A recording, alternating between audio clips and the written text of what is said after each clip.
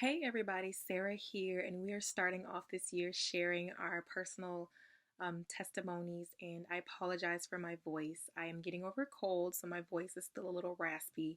So excuse however I sound right now. But for me and my story, I grew up in church, been in church all of my life, and I was baptized when I was about 5 or 6. I remember I was in kindergarten. But I grew up honestly in a pretty dysfunctional household. There was substance abuse, there was verbal abuse, a lot of cussing, fussing, arguing back and forth. And my grandmother actually lived with us until I was 19 when she passed away. And she was sick for most of my life. So, with all of those different components, there was always something going on.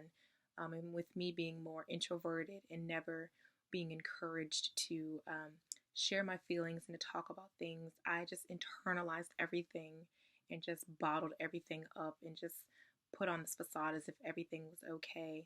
And growing up, I was more of a goody two shoe, if you will. I did all of the right Christian things. I didn't drink, didn't smoke, didn't cuss, didn't have sex. Honestly, just really religious. But I did all the right things, but my heart was still far from God. I did not have a personal relationship with Him.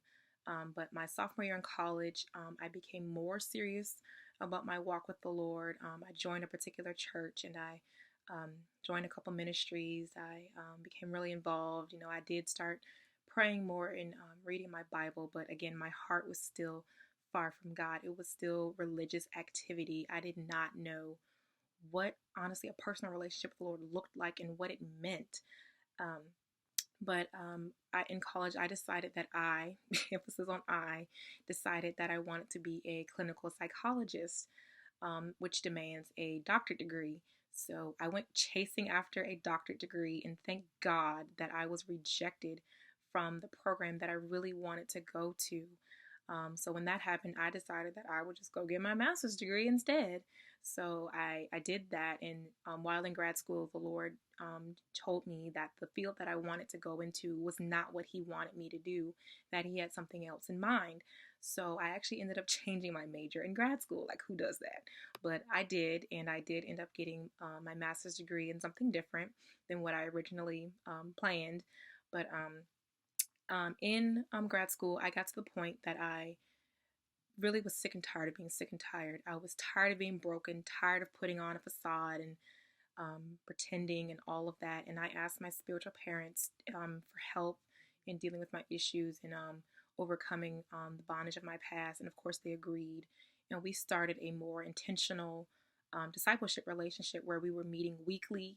And I was given weekly assignments where it really caused me to dig deep and to really talk about a lot of the things that I experienced growing up, things that I had never shared with anybody else, but just really opening up to them and just really allowing healing to take place. And in the course of that relationship, one thing that they really taught me that and really drove home for me that really produced a lot of growth in me was them emphasizing the importance of me dying in obedience, dying to myself and dying in obedience to Christ, and to stop trying to run my own life and stop trying to do everything in my own strength and in my own intelligence, but to die to myself and allow and trust God with every area of my life and be obedient to Him. And in that, the Lord really started showing me all the idols that I had in my heart.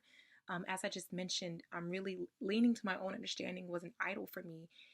In a sense, I almost worshipped my intelligence because I thought that because I was so smart that I didn't need God, that I could just live this life just tagging His name to everything, but still not actually trusting Him with my whole life. And I was looking again to my jobs as my provider and looking to my degrees as a security blanket and seeking satisfaction in relationships with men and friendships and even social media, honestly. And I actually got off social media. I haven't been on social media for 7 months now. And not having that distraction has really been a blessing. I've been able to focus more on my relationship with the Lord and draw closer to Him without the distraction of social media and to focus on my discipleship relationship. And after I finished grad school, I actually entered into what I would consider my wilderness season or my desert season or whatever you want to call it, where God stripped away everything from me that I looked to for security. So as I mentioned, I'm not on social media, not in a relationship. I had to let go of some friendships, and I have not been able to find a job since graduating. And I'm still in this season, so I'm not working right now. But I could not be more grateful for this season that God has me in. I have grown so much in my relationship with Him, and my love has grown for Him, and I've been able to start trusting Him more with every area of my life. And I see that looking to my degrees as a security blanket, and looking for a job as my provider and seeking satisfaction, all these things was futile. And I see that God is seriously all that I need, and that He is my provider. A job is not my provider. A degree is not my provider. My hope needs to be in the Lord and not in a paycheck or just a piece of paper. I see that chasing jobs and degrees and all these things was futile, but I see that I need to chase God and not all of these things. And God showed me that though I don't have what the world may deem as success, and I may not have all of these different things, but He showed me that blessings are not strictly material, but I am blessed right now in the season that I am in. Having peace of mind and having joy and being content where I'm at is a blessing. So I have a lot more than a lot of people that claim that they have it all. And I know that when the Lord does open the doors for me, that it's going to be so obvious that it was Him that opened the doors, and that He's going to get the glory out of that. And you're going to be able to tell that it wasn't me banging down the doors in my own effort trying to get what I want. But I know that in this season that the Lord has been purging me and preparing me for whatever He has for me, and that I'm going to be able to not misuse, abuse, and ruin whatever He presents before me, because He's been preparing me ahead of time. And my life definitely has not gone as planned. And I would have never placed myself in this season, and definitely not for as long as I've been in it. But I could not be more grateful for this season. And I really truly see that God's ways and His thoughts are higher, and they are better than mine. And I seriously could not be more grateful for this season. And I really see that I was selling myself short by chasing my dreams, and I didn't even realize it. And I see that God really does have my best interests in mind, and that He really does love me. So just be encouraged and know that if you are hurting and suffering in silence and broken, that God is able to heal you.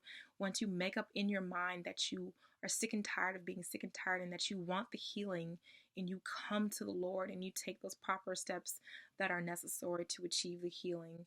And my story is still unfolding, and God is still writing my story, but I am so excited to see what God has in store for me and what He does in my life. And I pray that He gets all of the glory, because it's all Him at the end of the day.